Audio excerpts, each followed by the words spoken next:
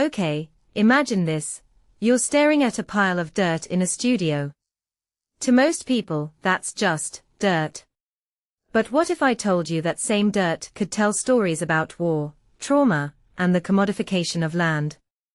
That's exactly what Armenian artist Lilit Martirosyan is doing in her studio in Yerevan. And honestly, her approach blew my mind when I read about it. Let me explain why /n/n first. Let's talk about her workspace. She's been in this former Soviet silk factory for 3.5 years. Industrial noise. Check. 40-minute commute. Check. But here's the twist. She loves that her studio is a perfect cube with a big window. Why? Because it's a space where she can be messy, undistracted, and surrounded by her own creative artifacts. Personally, I think that's fascinating. How many of us separate our living spaces from our creative zones? It's like she's built a mental firewall between daily life and artistic flow. And the fact that she calls it a saving bank of creative energy. That's not just poetic, it's a masterclass in treating creativity as a renewable resource. /n/n now, let's get to the dirt. Martirosyan uses soil as a medium. Not paint, not clay, actual earth. But here's where it gets deeper. She's not just making sculptures. She's sifting, gluing, pressing soil into ripped sculptures that comment on land commodification and post-war trauma. In my opinion, this is where her work transcends art and becomes philosophy.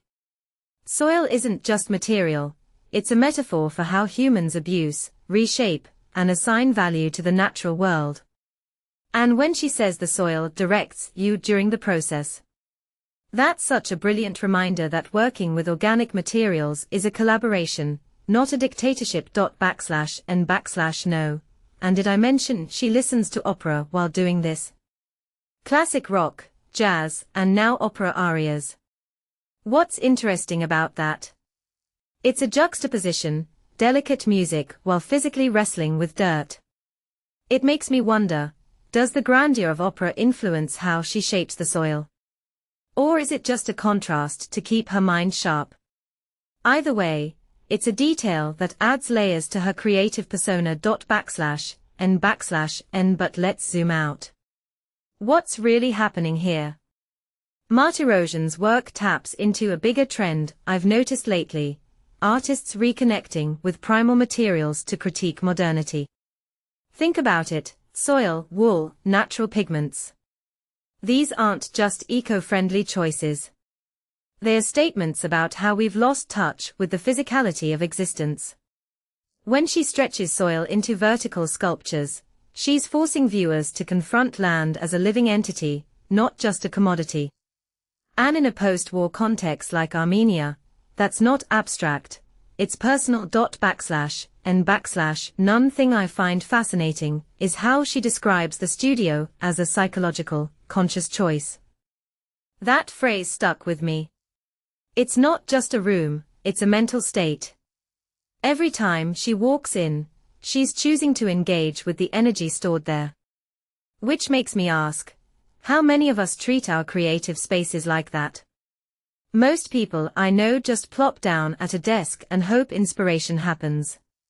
But Martirosyan's approach suggests that creativity isn't passive, it's ritualistic. /n/n So here's my closing thought. What if the future of art isn't about innovation for innovation's sake, but about re-engaging with the raw materials that built human civilization? Martirosyan's dirt sculptures make me realize we're all walking on forgotten stories. The ground beneath our feet isn't just dirt, it's history, trauma, and resilience compressed into a single layer. And maybe, just maybe, artists like her are the ones who can force us to look down and remember that. /n/n What do you think? Can art made from soil really change how we see the world? Or is this just another niche trend? Let me know in the comments, because honestly, I'd love to hear how you'd interpret working with, well, the earth itself as a medium.